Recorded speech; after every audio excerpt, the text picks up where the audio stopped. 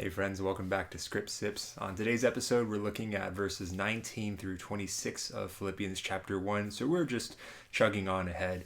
If you haven't gotten your Bible out and opened it up there already, go ahead and do that right now. While you're doing that, assuming that you're opening up your Bible, as usual, let me give you a little bit of context. It's the same as last time's episode. Paul is still in prison. Paul is still writing to the church in Philippi. We found that out in verse 13 of chapter 1. And what we find in today's passage is also that he's expecting to be released very soon. We get that from verses 19 and 26. Now, before we read this passage, there are a couple things I want to let you know. This passage is a little tricky, especially in terms of structure. So let me explain the structure to you. The way this works is there's a main line of thought. And the main line of thought is that Paul is telling the Philippians that he's expecting to be released from prison. You get that in verses 19 and 20 and then 25 and 26. Now, in the middle section, in verses 20 through 24, Paul actually goes on a kind of tangent. And in this tangent, he starts talking about his purpose in life. He's trying to explain to them that ultimately his biggest concern isn't that he's released from prison. His ultimate concern is actually that Christ would be honored, whatever happens to him. And the tangent also has a structure, okay? So verse 21 is the central idea. When Paul says, "For me to live is Christ and to die is gain."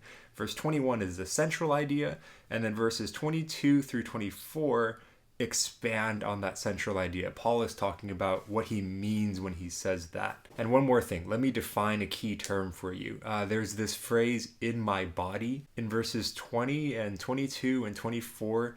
This phrase, "in my body," or "in my flesh," if you read ESV like me, that's just Paul's way of saying while he continues being alive in his body. Okay, don't get freaked out when he says "in his flesh" in ESV. So having said all that, go ahead and read the passage and think about it for yourself, jot down some notes and thoughts, and then after you're done, go ahead and unpause the video and I'll give you a takeaway.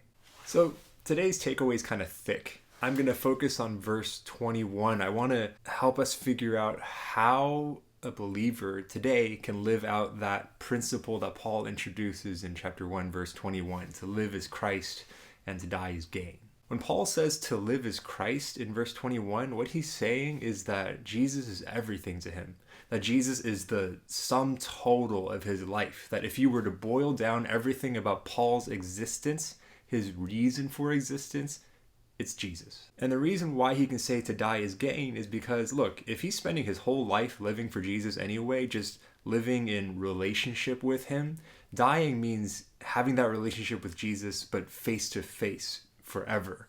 And that's why he can say to die is gain. Now, in order to apply that principle to our lives, we have to be like Paul. We have to get to this place where we can say that Jesus is everything to us, that our relationship with him is the most important thing to us. And in order to get there, we have to convince ourselves that it's true, that there really is nothing worth more than Jesus. And I would say that this current life situation that we're all in, this shelter-in-place life, is a very convincing argument that everything can change in just a week or even a day. That everything that we find normal in our lives, like school or work or even seeing our friends face to face, it can all change just like that. But what doesn't change for the Christian is our relationship with Jesus. It's the fact that we're loved by him, that nothing in all of creation can separate us from his love. There's this hymn that I really like. It's an old song. The first verse goes like this: "Take the world, but give me Jesus. All its joys are but a name. For his love abides forever, through eternal years the same." The idea is that he's the one thing that doesn't change. And when we can wrap our minds around the idea that he doesn't change, and that really permanence and eternity are so important for us as spiritual beings, that's a really good place to start. We can convince ourselves that our lives should be Christ and that death should be gain for us.